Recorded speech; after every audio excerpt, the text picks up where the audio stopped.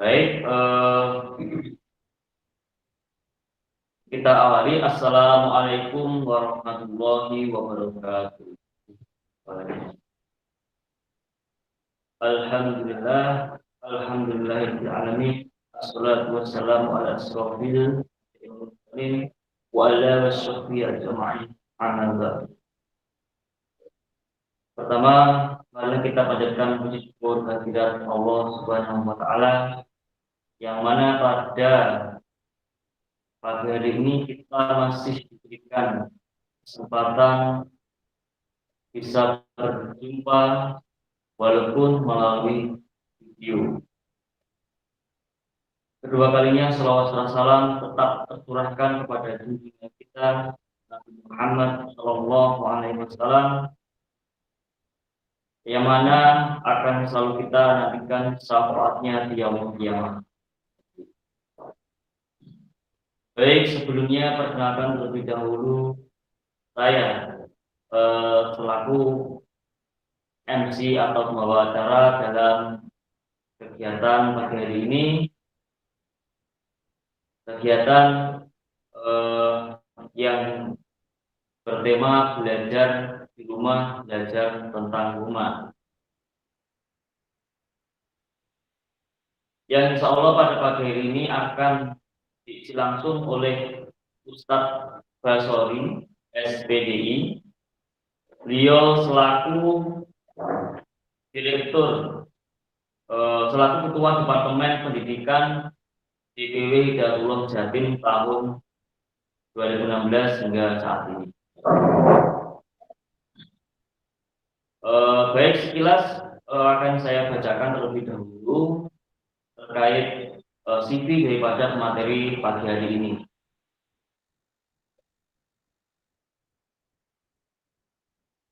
CV materi kita hari ini atas nama Ustadz Basori SPDI. Beliau lahir di Magetan tanggal 9 November tahun 1979. Beliau lahir tepatnya di Desa Dilo, Kecamatan Keras, Kabupaten Magetan. Alamat tinggal saat ini beliau berada di LPI Surya Melati, Pesantren Hidayatullah Bandung Tulung Agung. Pendidikan beliau mulai dari MI Fathul Ulum Muginu tahun 1986 hingga 1992. SMPN 3 Keras Magetan tahun 1992 sampai 1995. Kemudian lanjut ke SMK YKP 1 Magetan tahun 1995 sampai 1998. Dilanjutkan ke pendidikan jenjang S1 di Universitas Islam Indonesia Madiun tahun 2000 hingga 2004. Dan sekarang masih tahap proses menyelesaikan jenjang S2-nya di IAIN Ponorogo. Riwayat organisasi pertama beliau yaitu sebagai pengasuh santri Pondok Pesantren Hidayatullah Magetan tahun 1999 hingga 2005. Kedua, beliau juga sebagai sekretaris DPD Hidayatullah Magetan tahun 2000 hingga 2005. Pada tahun 2006 hingga 2010, beliau pernah juga menjadi Kepala Sekolah SD Lukman Al-Hakim Ngawi. Selanjutnya, beliau juga pernah menjadi bendahara Yayasan Darul Madinah Madiun pada tahun 2010 hingga 2016. Pada tahun 2013 sampai 2017, beliau diamanahi menjadi kepala madrasah atau kepala sekolah MA Darul Madinah Madiun. saat ini beliau menjabat dua jabatan. Yang pertama yaitu sebagai Ketua Departemen Pendidikan DPW Hidayatullah Jawa Timur. Yang kedua, beliau menjabat sebagai Direktur LPI Surya Melati Hidayatullah Tulungagung. Ya, seperti itu CV dari pemateri pada pagi hari ini. Beliau Ustadz Basori bukan lagi cukup, beliau sudah sangat berpengalaman dalam dunia pendidikan. Melihat dari CV-nya, beliau bergerak di dunia pendidikan itu bukan sebentar, tapi sudah lama sekali. Mulai dari tahun 2000 hingga saat ini, beliau masih berkecimpung dalam bidang pendidikan. Sehingga insya Allah pemateri kita pada pagi hari ini sangat tepat sekali untuk memberikan orientasi kepada wali santri SMP Lukman Al-Hakim Ngawi Pesantren Hidayatullah Tahfidz Ngawi.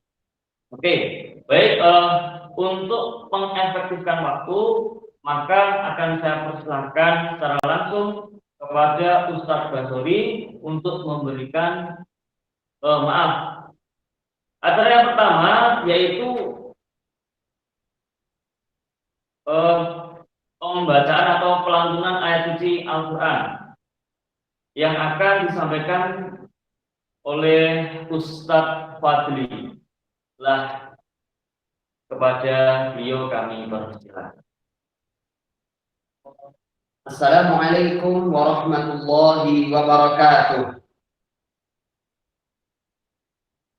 A'udzu billahi minasy syaithanir rajim. Innal ladzina qalu rabbuna Allahu tsumma istaqamu تتنزل عليهم الملائكة ألا تخافوا ولا تحزنوا وأبشروا بالجنة التي كنتم توعدون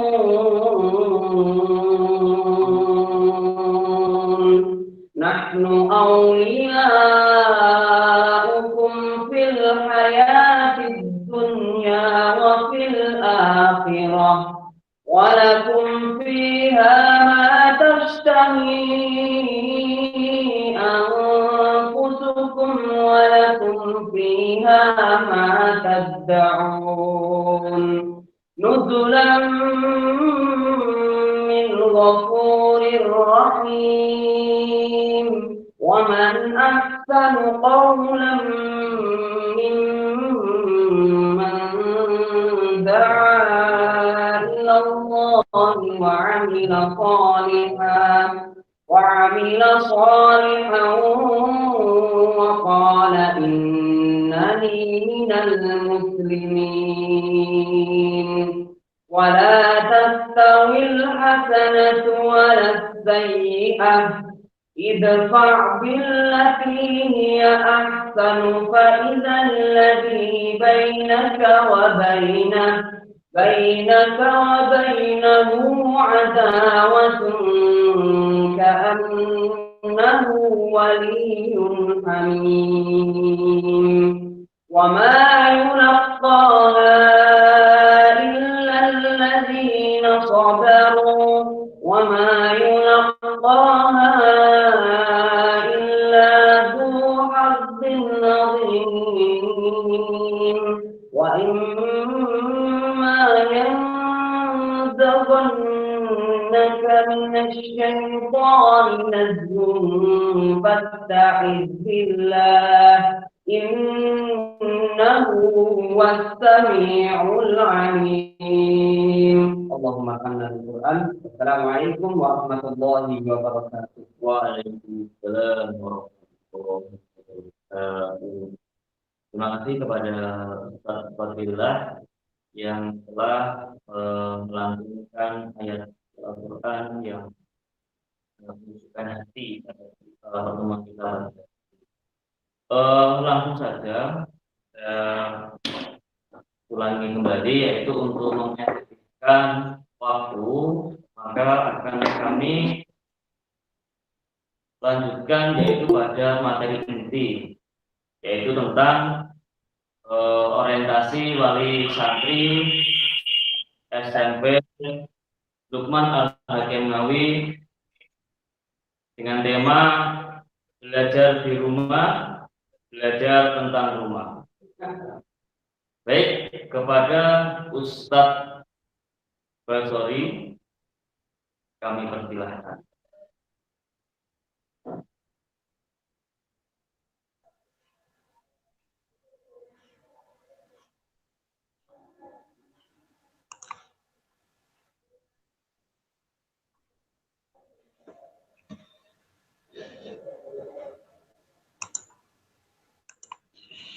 Assalamualaikum warahmatullahi wabarakatuh. Bismillahirrahmanirrahim. Salatu wassalamu ala Rasulillah wa ala alihi wa sahbihi wa mawalah. Asyhadu an la ilaha illallah wa la syarika lah wa asyhadu anna Muhammadan abduhu wa rasuluh. Allahumma shalli wa sallim wa barik ala Muhammad wa ala alihi wa sahbihi ajma'in. Para asatidz sekalian yang saya muliakan, Bapak Ibu yang berbahagia, alhamdulillah Allah Subhanahu wa taala memberikan kepada kita semuanya begitu banyak nikmat karunia sehingga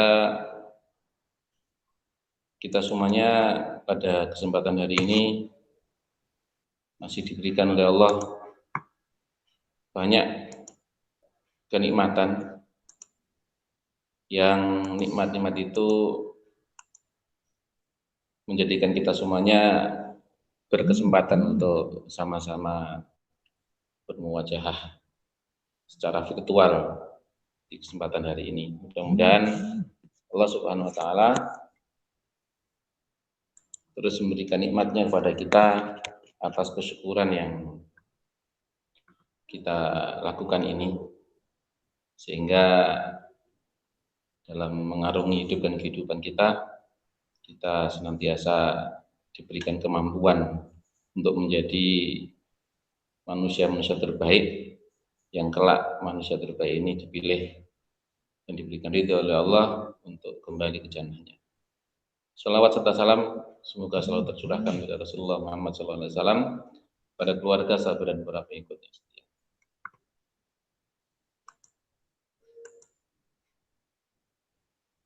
Ustadz, Ustadzah, Bapak Ibu yang dirahmati Allah Subhanahu wa taala, kita semuanya hari-hari ini dari seluruh penjuru dunia sedang diberikan ujian oleh Allah dengan hadirnya makhluk Allah yang kecil mungil yang tak tampak oleh mata telanjang kita, yaitu hadirnya virus corona. Satu makhluk kecil ya, yang menyadarkan kepada kita betapa Allah Subhanahu wa taala sedang menunjukkan kekuasaannya. Dengan mengirimkan makhluk kecil ini, Allah menyampaikan kabar kepada kita bahwa kuasa Allah itu luar biasa. Hatta dengan makhluk kecil ini, manusia harus mengakui bahwa mereka punya banyak kelemahan yang mestinya bagi orang yang beriman mengantarkan kepada penambahan iman ketika mereka membaca ayat-ayat Allah, karena makhluk ini juga ayat-ayatnya Allah. Oleh karena itu, yang pertama saya menyampaikan empati kepada semuanya yang terdampak oleh pandemi virus corona ini. Mudah-mudahan senantiasa diberikan kesabaran, kekuatan, dan kecukupan oleh Allah Subhanahu wa taala sehingga lulus dengan ujian ini, diangkat derajatnya menuju derajat yang lebih tinggi lagi. Adapun yang dalam kondisi kesusahan, kita doakan sama-sama mudah-mudahan Allah Subhanahu wa taala memberikan kelapangan kepada mereka, yang sakit diberikan kesehatan, dan tentunya setelahnya lebih baik lagi, lebih sehat lagi dalam keberkahan Allah Subhanahu wa taala. Bapak Ibu yang dirahmati Allah Subhanahu wa taala, satu hal yang kemudian sama-sama menjadi tanggung jawab kita adalah dampak dari pandemi ini yang juga berpengaruh kepada pendidikan anak-anak kita. Ya, selain pengaruh-pengaruh yang lain, ekonomi, sosial, dan sebagainya, setiap kita, guru dan orang tua, mengalami problem serupa, bahwa saat ini kita harus adaptasi dengan kondisi kekinian hadirnya pandemi COVID ini. Kita tidak boleh putus rahmat dari Allah Subhanahu wa taala, sehingga kemudian kita seperti tidak bisa melakukan apapun dengan kondisi ini.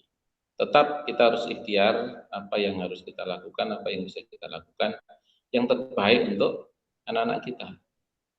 Oleh karena itulah, dimanapun mereka, anak-anak kita ini berada, maka hendaklah mereka ini tetap dalam pantauan kita, tetap dalam bimbingan kita. Satu model belajar yang dikembangkan saat ini menyesuaikan kondisi pandemi adalah anak-anak tidak diperbolehkan untuk belajar di sekolah demi keselamatan mereka. Kita memaklumi dan menyadari ya, kesehatan, keselamatan itu lebih penting dari semuanya. Akan tetapi jangan sampai kekhawatiran ini menjadikan kita ini seperti kehilangan arah. Oleh karenanya, khusus bagi kita di lingkup pendidikan Integral Hidayatullah, kita harus tetap punya upaya yang lebih untuk anak-anak kita ini, bagaimana mereka ini tetap terdidik dimanapun mereka berada. Nah, salah satu opsi pendidikan yang dilakukan yang sedang marak saat ini adalah pendidikan daring, ya, dalam jaringan, sehingga anak-anak pola belajarnya berbeda dengan sebelumnya, yang mereka biasanya di sekolah full time lah, bagi yang boarding full day ya, dari pagi sampai sore untuk yang full day, dan midday bagi yang pagi sampai siang. Kemudian tanggung jawab ini dibagi rata, bukan berarti diserahkan total kepada orang tua, tidak. Bahwa daring ini dimaksudkan diantaranya yang harus kita sadari bahwa ini berbagi rata karena kondisi yang ada. Ya. Karena kalau kondisinya tidak seperti ini, sebenarnya ya tetap di sekolah itu adalah opsi yang lebih baik. Mengingat bahwa sekolah adalah lembaga yang memang didesain untuk memberikan asupan pendidikan bagi anak-anak, dengan di sana disiapkan segala sesuatu perangkat dan kebutuhan-kebutuhannya yang tentunya lebih optimal bagi anak-anak kita mengikuti jenjang pendidikan. Yang beda lagi kalau itu kemudian berada di rumah, yang semuanya juga paham bahwa untuk mengajarkan materi-materi pendidikan, orang tua, khususnya orang tua anak ini, mereka hanya menguasai 1-2 kemampuan. Beda dengan di sekolah, berkumpul banyak orang dengan kemampuan-kemampuan yang berbeda-beda, yang dikelola dalam sebuah manajemen pendidikan, tentunya lebih terstruktur ketika di sekolah. Bagaimana di rumah? Ya, inilah kondisi yang harus kita sama-sama sadari. Bukan berarti dengan kapasitas yang terbatas ini orang tua menyerah, tidak. Tetaplah mereka harus belajar sebisa mungkin. Ya, sebisa mungkin mereka terus belajar, dan semampu mungkin orang tua tetap harus mendampingi. Oleh karena itulah dibutuhkan kerjasama yang baik, kerjasama yang baik antara pihak sekolah dan orang tua. Ini adalah salah satu hal yang penting, bagaimana sekolah dan orang tua punya komunikasi yang baik. Ya, meskipun terkendala pertemuan fisik, alhamdulillah ada solusi dengan kegiatan seperti ini. Jadi tetap sambung komunikasinya. Dan pintu daripada ketersambungan itu adalah komunikasi. Ketika komunikasi macet, akan terjadi banyak hal yang tidak kita inginkan. Oleh karena itu, tetaplah ada komunikasi yang baik antara pihak sekolah dan pihak orang tua di rumah. Agar anak-anak kita ini tercukupi kebutuhan pendidikannya. Nah, secara tema hari ini kita ingin sama-sama diskusi tentang belajar di rumah. Tema yang diberikan pada kami belajar di rumah, belajar tentang rumah. Bapak Ibu, Ustaz yang dirahmati Allah Subhanahu wa taala, menarik, sekali lagi menarik sekali, dan ini menantang sekali untuk kita semuanya, bahwa akhirnya ya kita ini harus betul-betul koreksi terhadap apa yang sebenarnya menjadi tanggung jawab kita terhadap anak kita. Karena pada dasarnya anak-anak ini mereka ini adalah tanggung jawab kita. Dan kalau kemudian dikembalikan pada asalnya, mereka adalah tanggung jawab orang tua. Ya, adapun berdirinya sekolah dan lembaga pendidikan itu adalah mitra, tapi tetap anak adalah tanggung jawab orang tua. Yang mana jika orang tua ini amanah terhadap apa yang diberikan padanya itu anak ini, maka insya Allah ini adalah investasi besar, aset besar yang melebihi daripada aset yang lainnya. Ya, akan lebih berguna daripada aset-aset yang kita kumpulkan tiap hari berupa kekayaan harta benda itu. Anak ini adalah aset dunia akhirat. Maka kita harus betul-betul menjaga amanah ini. Ketika tiba saatnya amanah ini bisa kita tuntaskan dengan baik, maka insya Allah kebaikan di dunia dan di akhirat akan diberikan. Rasulullah SAW memberikan satu pengingat untuk kita, bagaimana anak itu adalah sebagai aset abadi. Ketika Rasulullah menyampaikan wa idza mata ibnu Adam, dan ketika meninggal anak Adam manusia, inqata amaluhu, maka akan putus amal-amalnya, tidak akan mendapatkan keuntungan apapun sebagaimana didapatkan ketika ketika ia masih bisa beramal. Amalnya terputus, tidak lagi ada tambahan rekening, ya, tambahan isi rekening masuk di pundi-pundi amalnya ya, ketika seorang meninggal. Namun ada perkecualian ketiga yang akan menyebabkan orang tua ini akan mendapatkan kebaikan, terisi rekening amalnya, ya, akan terisi rekening amalnya dengan tiga hal. Yang tiga hal itu adalah salah satunya adalah ketika ia memiliki anak yang soleh. Ketika ia memiliki anak yang soleh, maka pundi-pundi dari rekening amalnya ini akan terus terisi, akan terus mengalir kepadanya. Hanya saja catatannya adalah ketika anak ini menjadi anak yang soleh. Kalau perempuan anak soleha, maka beruntunglah kita kalau kita memiliki anak-anak ini, atau sedang berusaha semampu kita untuk mengantarkan anak-anak kita ini menjadi anak-anak yang soleh-soleha.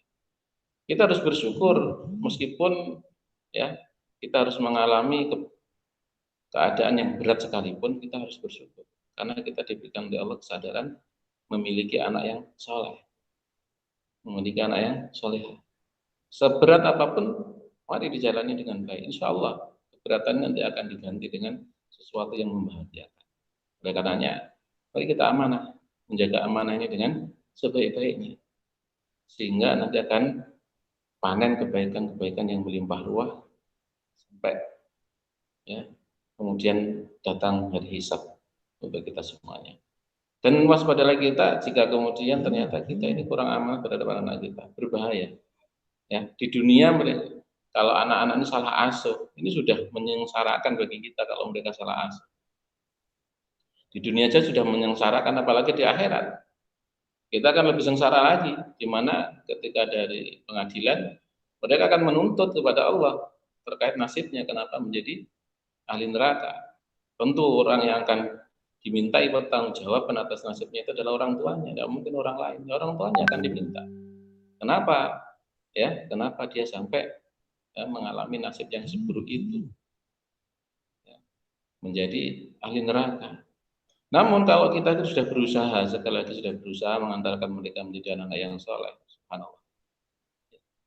Ikhtiar ini, usaha ini kita akan tunjukkan kepada Allah bahwa kita sudah berusaha. Oleh karenanya, ya, kita tetap dalam kondisi apapun harus tetap ya senantiasa menjaga amanah dengan sebaik-baik. Di dunia kita berharap mereka menjadi anak yang soleh, yang berbakti, berguna, bermanfaat bagi keluarga, bagi dirinya, dan juga bagi umat ini. Bapak Ibu yang dirahmati Allah Subhanahu Wa Taala, kita pertama ini kita harus menyadari bahwa ini tanggung jawab kita semuanya, terutama orang tua. Oleh karenanya, ketika masa saat ini, ya anak-anak kemudian kembali ke rumah, belajar dari rumah, ya jangan sampai kita ini menerimanya setengah hati, ya. Harus kita terima dengan lapang dada dan harus kita lihat bahwasanya ini tanggung jawab kita. Sikap ini yang penting, mengambil tanggung jawab. Ya, mengambil tanggung jawab. Ini adalah tanggung jawab kita. Sekolah itu partner, sekolah itu mitra. Ya. Bahkan dibayar berapapun, tetaplah tanggung jawab itu tanggung jawab kita, tidak bisa kita serahkan kepada pihak yang lain. Sehingga kalau mereka nanti menjadi orang yang baik, sukses dunia akhirat, ya tentunya yang paling beruntung adalah orang tua mereka. Sementara mitra ya tetap mitra saja. Ya tergantung mitranya ini ikhlas atau tidak. Tergantung mitranya ini bertanggung jawab atau tidak. Tetap aja yang akan mengambil keuntungan sebanyak-banyaknya adalah orang tua.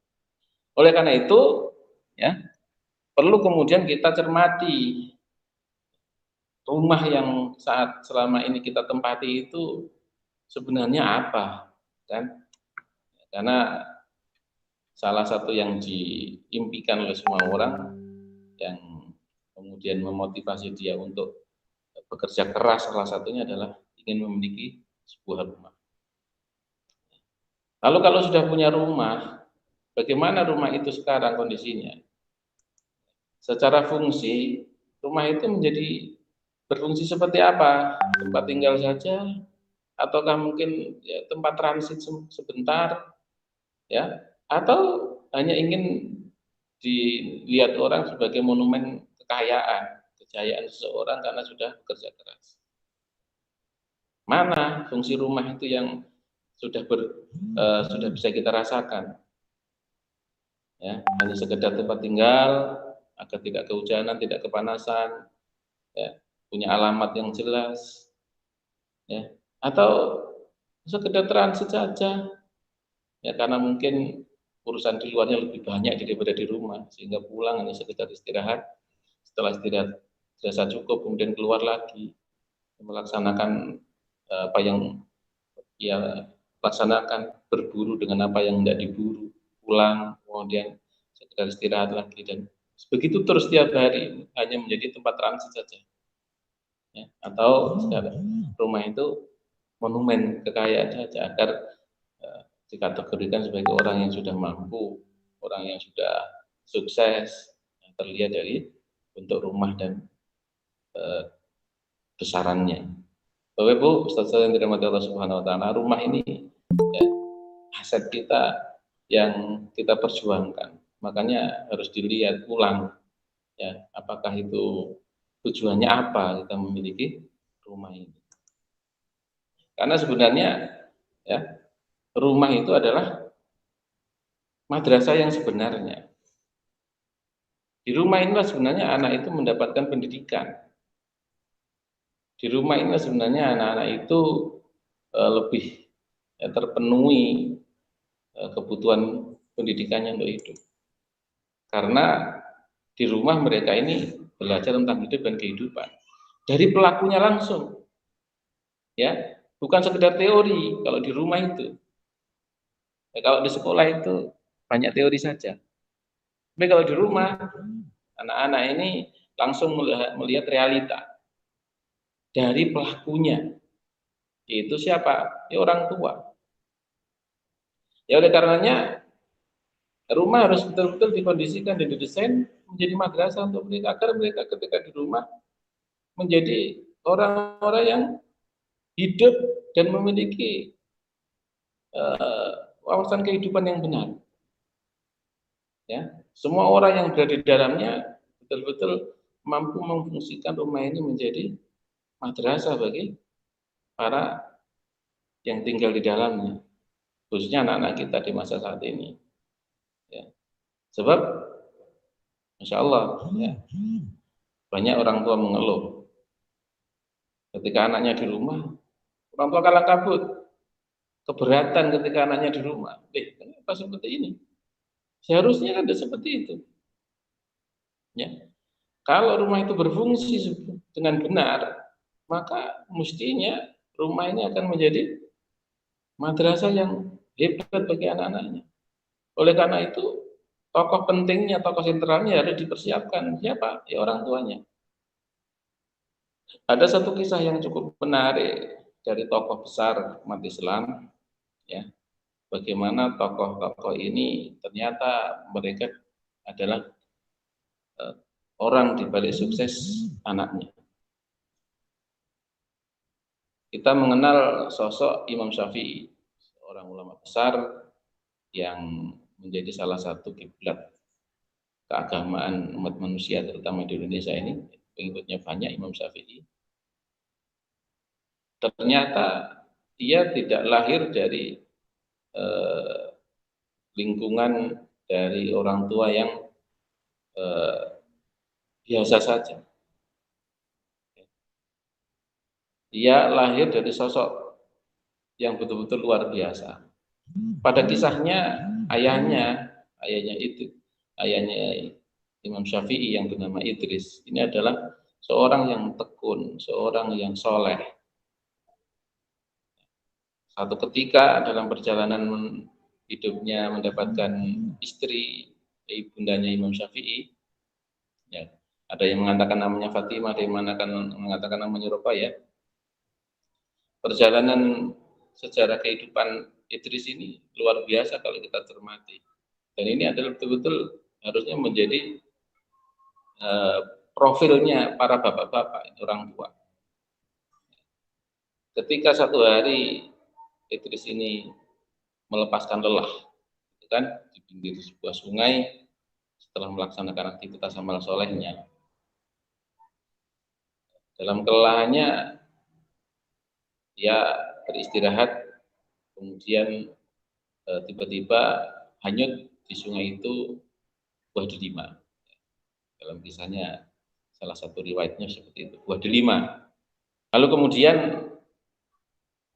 ia mengambilnya dan karena tertarik buah delima yang ranum dan sepertinya nikmat untuk dimakan itu diambil.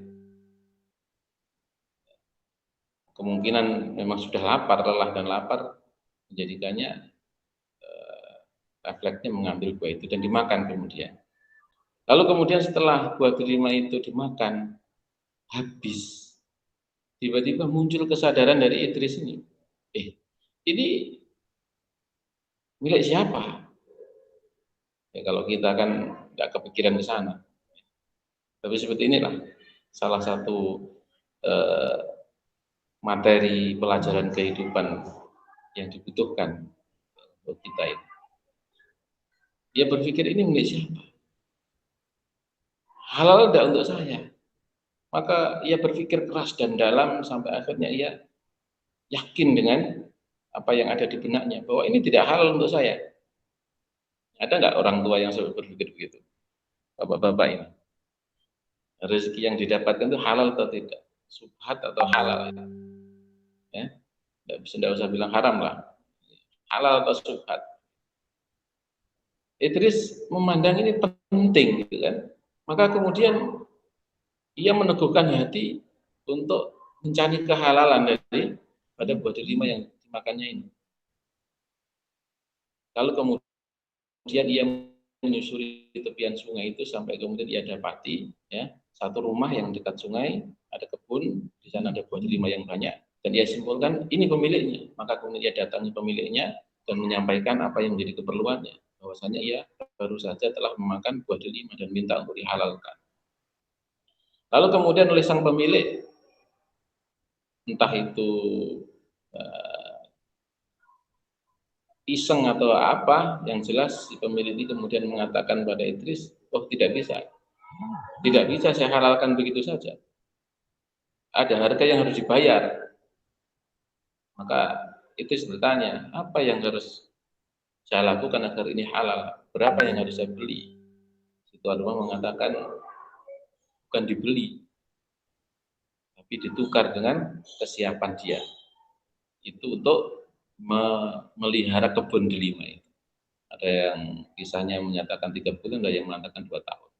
Selama waktu yang telah disepakati itu, Idris siap, kemudian mengelola kebun itu dengan baik, memeliharanya dengan baik, ya. Sang pemilik rumah, pemilik kebun terpesona oleh kebaikan Idris ini. Maka ketika masa perjanjian selesai, Idris kemudian bertanya kembali kepada pemilik kebun itu, Bapak, telah selesai akad kita, sudahkah dihalalkan 1 buah delima itu? Cuma 1, Bapak, 1 saja, 1 buah delima. Ya, kita ini tiap bulan dapat gaji. Ya. Kadang kalau yang bisnis hampir setiap transaksi dapat keuntungan itu. Pikir atau tidak kita? Ini Idris 1 harus tebus sekian cara untuk bisa menghalalkan. Dan ketika telah selesai akadnya, dia mengatakan sudah selesai Bapak.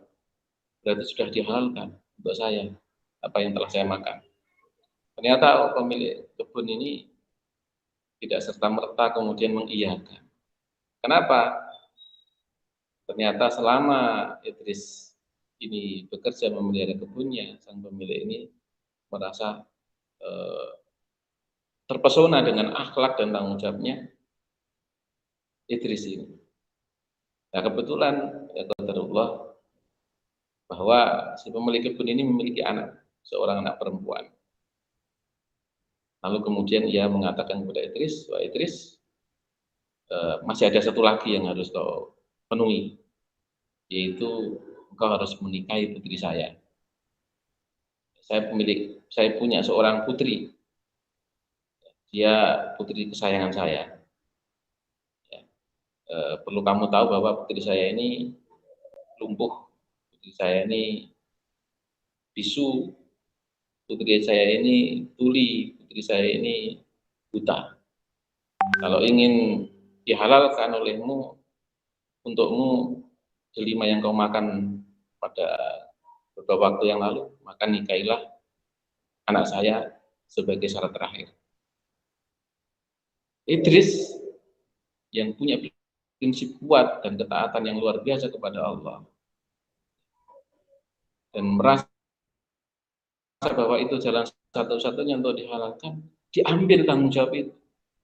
Sekali lagi diambil tanggung jawab itu, meskipun dia berpikir, ya kenapa harus ada tambahan lagi ini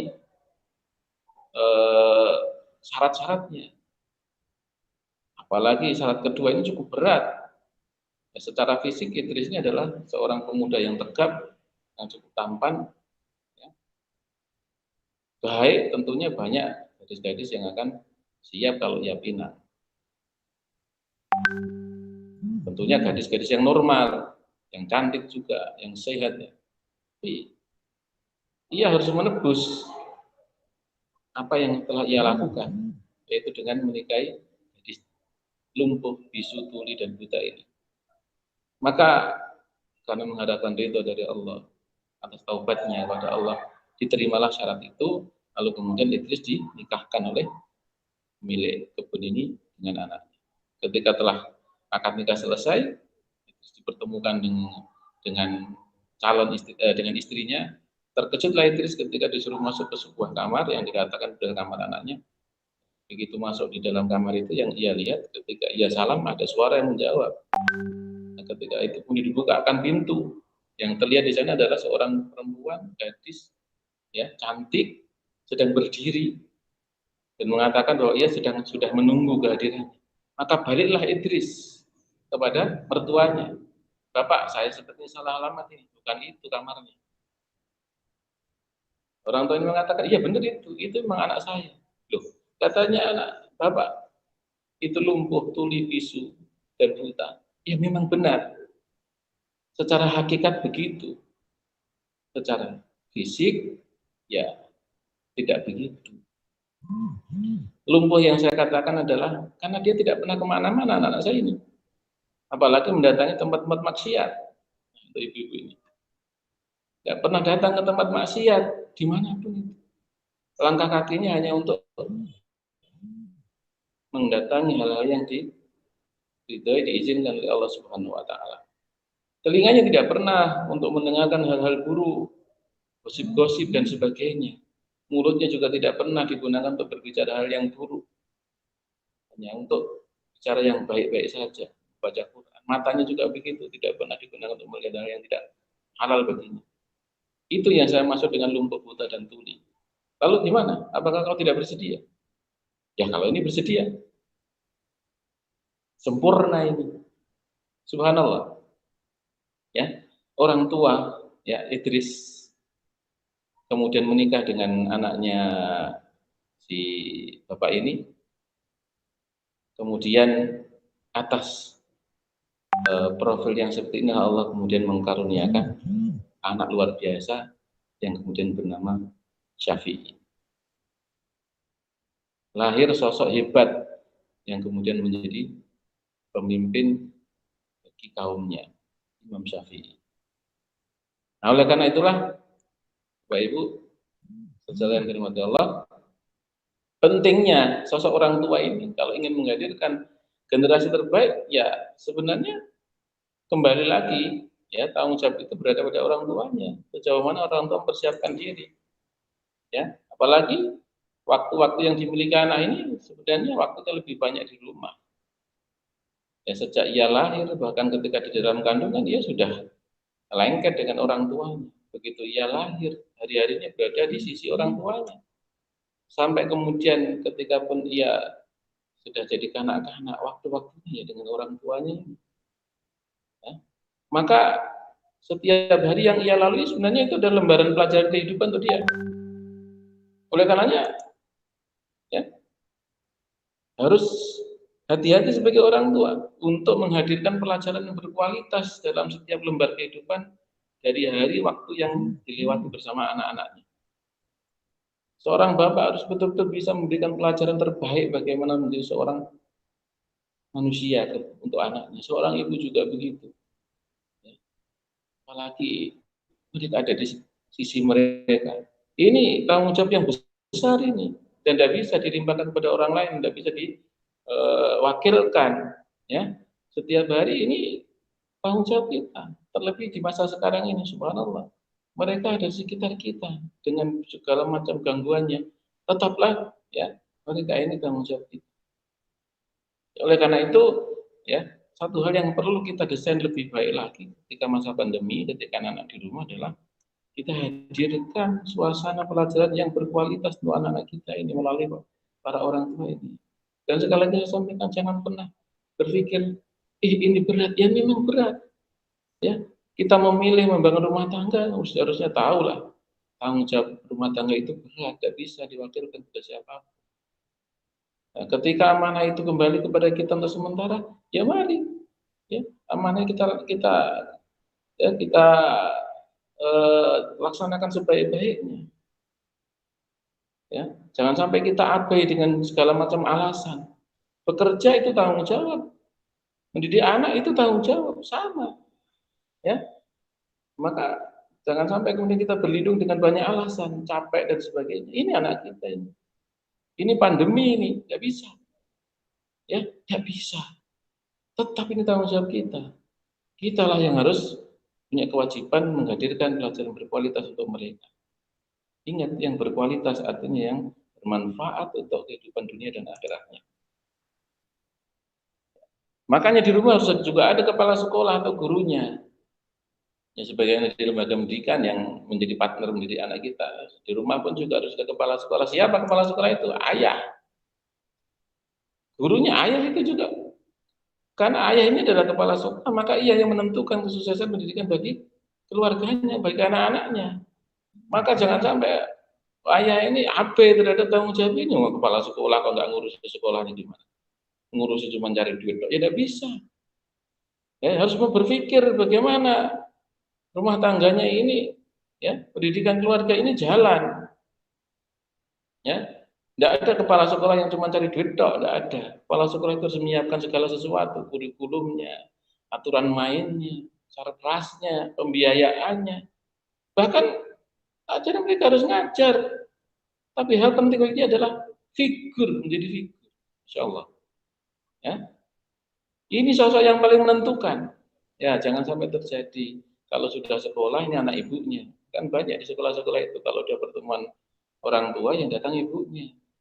Karena menganggap itu anakmu, kan begitu. Ini salah. Harusnya yang datang berdua. Harus tahu bapak itu perkembangan anaknya. Ibu juga begitu, bersama-sama tahu perkembangan anaknya. Nah, ketika mereka di rumah begini, ya orang tua yang menjadi tanggung jawab utama adalah ayahnya sebagai kepala sekolah. Jangan mikir pekerjaan terus, pekerjaan penting. Ya, jikapun memang waktunya sangat sedikit, maka manfaatkan waktu yang sedikit itu untuk mengambil tanggung jawab. Ya, walaupun pulang ke rumah sudah capek, maka capek itu bukan alasan kita mengabaikan tanggung jawab. Capek secapek apapun, ambil tanggung jawabnya. Ya. Bisanya cuma 5 menit, maka gunakan waktu yang 5 menit itu menjadi waktu yang berkualitas untuk bersama anak dan keluarganya. Dikontrol dulu bagaimana belajarnya hari ini, bagaimana ibadahnya hari ini, bagaimana pelaksanaan aktivitas belajarnya hari ini.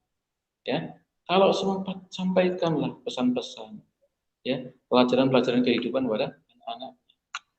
Ya, komunikasi dengan pihak sekolah, bagaimana nih sudah hari ini bagaimana pendidikan anak saya dan sebagainya. Tidak menuntut kepada sekolah, ya. Sekolah juga jangan menuntut pada orang tua. Ini kita bermitra bersama-sama, ya harusnya saling memahami tanggung jawab. Kemudian sosok penting juga dalam pendidikan itu adalah wali kelas dan guru. Siapa itu? Tentunya ibu lah. Ya, karena anak-anak biasanya akan cenderung dekat dengan ibunya. Ya, sejak di kandungan yang terdekat adalah ibunya.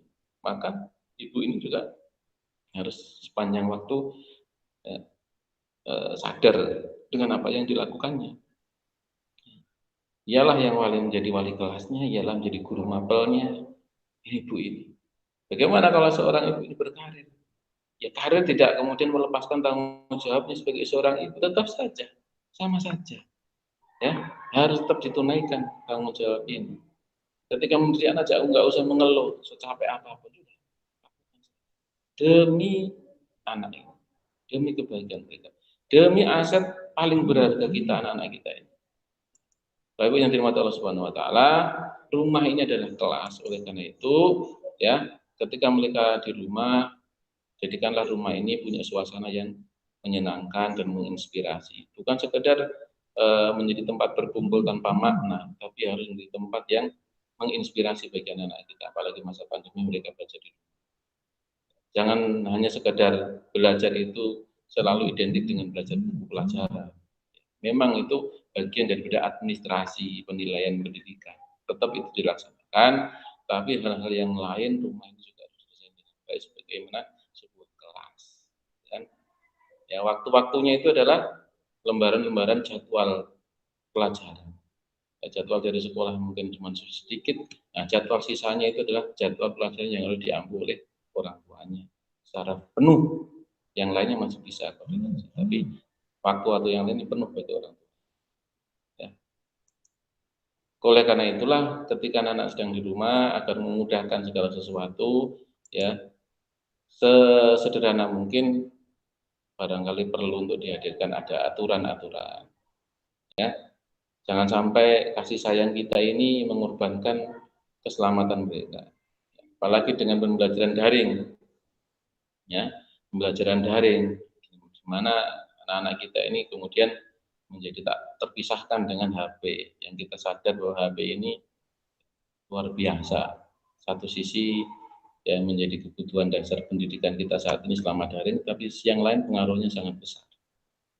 Ya, oleh karena itu perlu ada aturan-aturannya. Tidak apa-apa. Jangan kemudian karena merasa mereka sudah gede, sudah usia SMP, dipasrahkan segala sesuatu. Udah, ini pegang HP-nya. Tidak boleh juga begitu. Tetap mereka anak kita. Ya, dalam sebuah apa namanya kajian pendidikan itu, ya menurut Ali, pendidikan itu dibagi menjadi 3 tahap. 7 tahun pertama, 7 tahun kedua, dan 7 tahun ketiga. Maaf kalau misalkan salah ya, kalau ini dari adik atau bukan.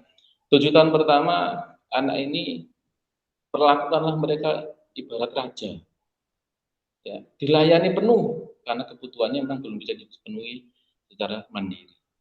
Maka orang tua memperlakukan anak ini seperti raja, dipenuhi segala sesuatunya, dimanja dan sebagainya. Tapi dimanja dalam hal ini tanda kutip adalah dididik untuk kemudian menjadi siap. Ya, namanya raja kan tidak mungkin lah pelayannya itu membentak-bentaknya. Kan memang tidak dicontohkan juga bentak. Ya, ini rajanya keluarga itu. Ya, oleh karenanya didiklah seperti seorang raja. Ya. Diperhatikan betul. Kemudian 7 tahun kedua usia 8 sampai 14 tahun. Maka perlakukanlah anakmu itu seperti tahanan. Tahanan, Bapak Ibu sekalian, tahanan. Tahu tahanan ya? Narapidana. Harus betul-betul pengawasan full. Tidak boleh dibiarkan tanpa celah. Ada aturan yang jelas, ya, dengan pengawasan yang ketat. Karena usia ini usia rentan, gitu kan? Usia rentan. Jangan karena sayang, cinta, kemudian kita barulah kemudian 7 tahun yang ketiga perlakukan anakmu seperti sahabat, teman. Ya, usia 15 sampai usia 21. Kenapa? Mereka usianya bisa diajak berpikir, diskusi. Maka kalau usia seperti itu, ya, menangani anak yang paling tepat adalah dengan banyak diskusi dengan dia. Dia sudah bisa diajak berpikir, diskusi yang baik. Kalau ada satu hal, persoalan dan sebagainya tentang masa depannya, tentang kesukaannya, tentang segala hal, diskusikan dengan mereka. Cenderung anak-anak seusia ini akan berontak, bahkan sebagian mereka akan lebih percaya pada orang lain daripada orang tuanya. Kenapa? Ya karena orang tuanya tidak bisa diajak diskusi. Makanya mereka lebih percaya, lebih dekat dengan temannya daripada orang tua. Nah, kalau sudah ada indikasi begitu, waspada itu orang tua. Kenapa? Artinya orang tua sudah tidak menjadi tempat untuk dia sharing, tempat untuk dia menyampaikan rahasia-rahasia, dan itu bahaya. Iya, kalau yang mendapat teman yang baik, kalau temannya tidak baik, terjerumus anak kita. Ya, seharusnya tempat diskusi dia, tempat berbagi rahasia mereka adalah orang tua ini.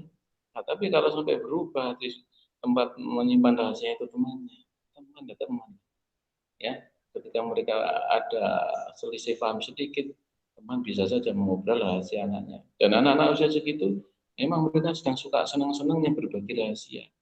Ya, kalau rahasia mereka ini bukan sesuatu yang apa namanya sangat-sangat sifatnya bahaya, enggak masalah. Tapi kalau itu sudah betul-betul menyangkut hal yang besar, bahaya ini untuk mereka. Maka orang tua lah yang harus hadir di sisi mereka untuk menjadi temannya, tempat berbagi cerita. Ini di usia 15 sampai usia 21 tahun. Nanti setelah 21 tahun mereka sudah dewasa. Mereka sudah seperti kita, mereka partner sudah.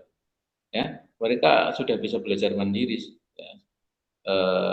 Bisa dikatakan mereka sudah tidak butuh kita sebagai pendidiknya. Mereka sudah bisa menentukan arah kehidupannya sendiri. Oleh karena itu, ya diawali betul, ya, di usia-usia ini SMP, maka ketika di rumah pun mereka harus punya aturan. Ya. Rumah harus punya aturan, sebagaimana di sekolah, kelas itu ada aturannya, agar tidak kacau. Harus ada kurikulum, ya. Dari sekolah tentunya sudah mengirimkan tugas-tugas dan sebagainya, di rumah juga harus punya kurikulum. Untuk apa?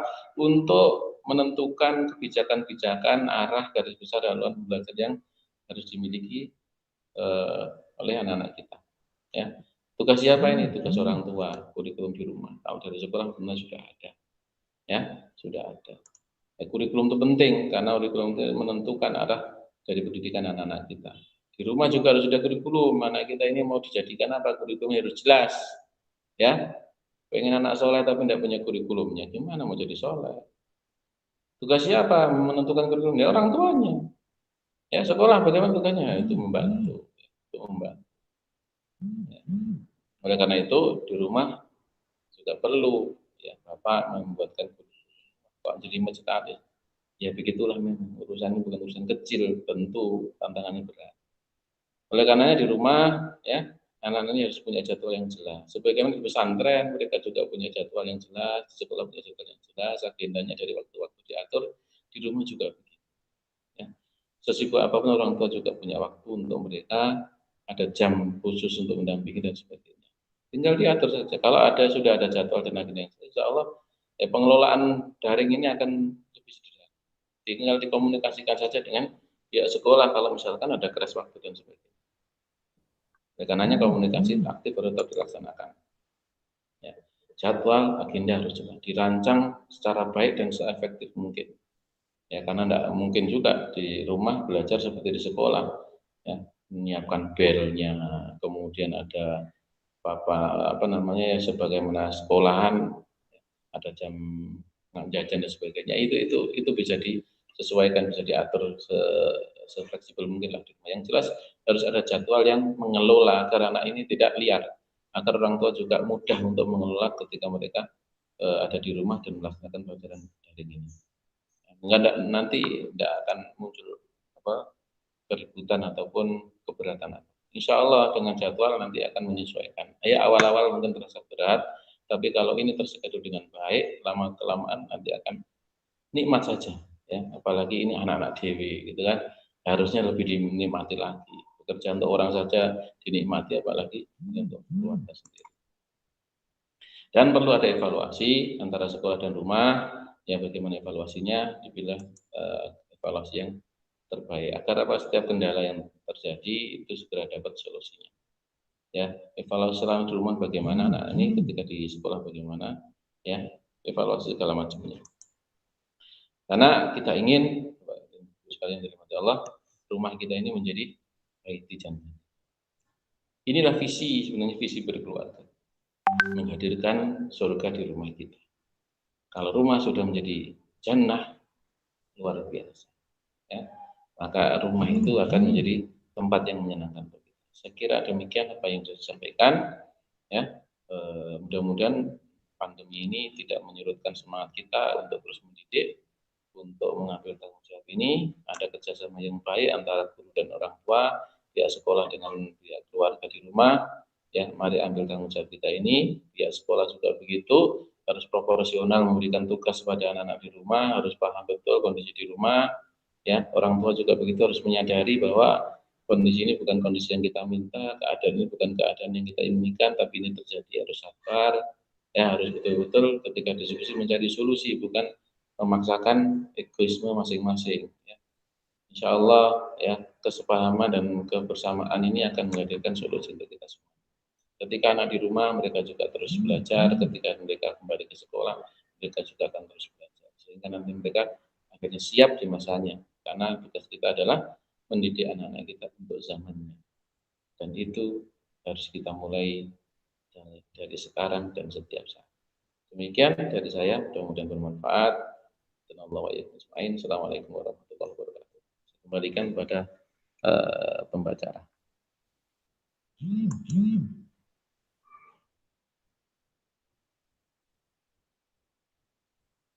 Baik, terima kasih sudah sampaikan kepada Ustaz Basori terkait materi yang disampaikan.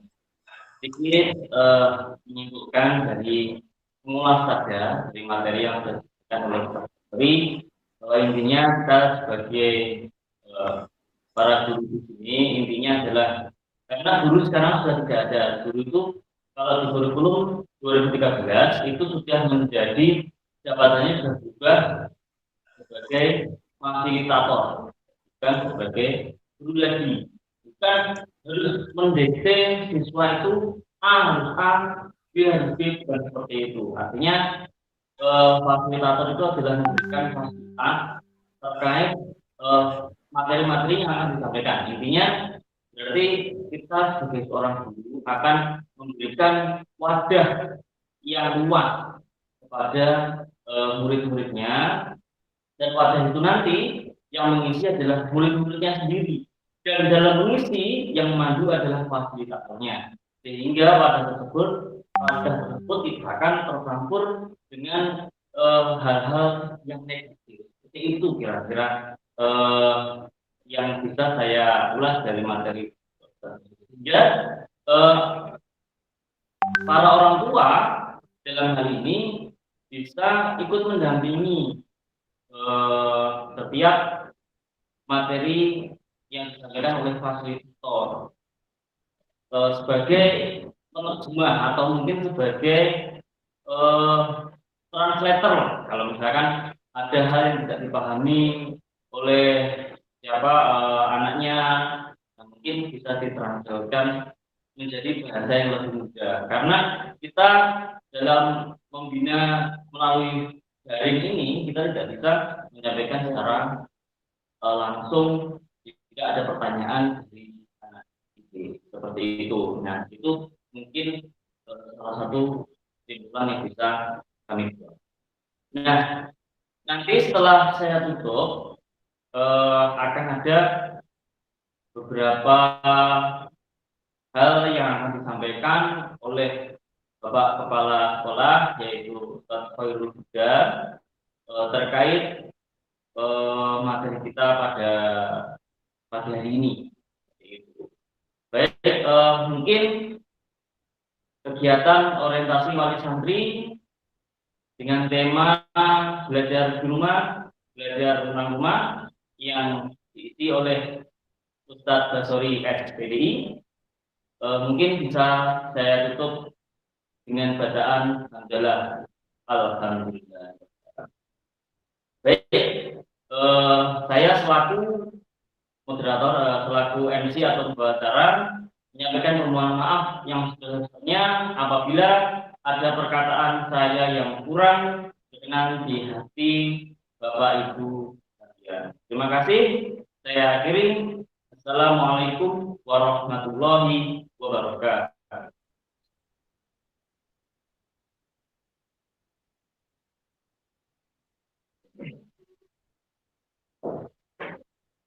Assalamualaikum warahmatullahi wabarakatuh.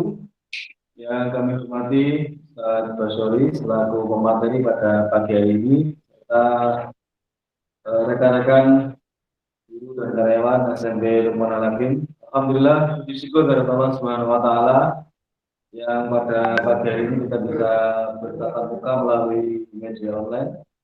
Salawat serta salam kita aturkan kepada Nabi kita Muhammad Sallallahu Alaihi Wasallam, keluarga, sahabat, dan para pengikutnya terus. Kami sampaikan yang pertama permohonan maaf atas kesalahan teknis yang ada di studio kami. Kemarin kami sudah mencoba untuk cek, dan kemarin alhamdulillah lancar. Tiba-tiba di pagi hari ini kita mengalami kendala. Ya, kami mohon maaf yang sebesar-besarnya kepada Bapak Ibu semuanya, terutama kepada Ustaz Basori selaku pemateri. Mudah-mudahan kedepannya kegiatan-kegiatan seperti ini kami siapkan dengan yang lebih baik. Dan kami sampaikan pula terima kasih kepada Bapak Ibu sekalian yang telah mengikuti kegiatan hari ini, yang dari awal sampai akhir, yang insya Allah bagi Bapak Ibu yang belum bisa mengikuti secara live hari ini karena terkendala pekerjaan dan sebagainya, insya Allah bisa disaksikan ulang di channel YouTube ini. Bapak Ibu sekalian dari rahmat Allah Subhanahu wa taala,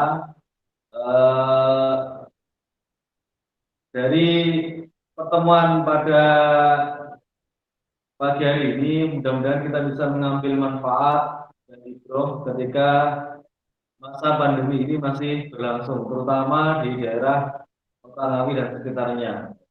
Karena kita masih melaksanakan pembelajaran daring, maka mari kita sama-sama bersabar. Yang ada di sekolah juga para Bapak Ibu guru menyiapkan pembelajaran dengan baik, Bapak Ibu juga mendukung dengan sebaik-baiknya. Maka mari kita sama-sama bersabar. Dengan sejujurnya bahwa kami sebenarnya rindu bertatap muka dengan para santri, kami sudah kangen sholat berjamaah dengan mereka, saling berhalakoh dengan mereka. Tapi karena sebuah kondisi maka ya kita masih belum bisa bertatap muka. Maka kita sama-sama saling mendukung untuk tetap berkegiatan walaupun tidak secara langsung. Tapi kita berkegiatan melalui media-media online seperti ini. Mudah-mudahan ke depan kita bisa saling terus memotivasi. Kami sekolah juga bisa memberikan kegiatan-kegiatan yang bersifat saling membangun, contohnya seperti ini. Sekali lagi kami mohon maaf apabila ada kesalahan, kendala teknik dan lain sebagainya. Terutama permohonan maaf kepada Bapak Ibu semuanya yang apabila tadi mengalami kendala dan sebagainya. Sehingga waktu agak molor dan sebagainya. Saya sekali lagi mewakili seluruh tim SMP Lukman Hakim mohon maaf dan ya, mudah-mudahan doakan kami kita semuanya sehat selalu. Demikian yang dapat kami sampaikan.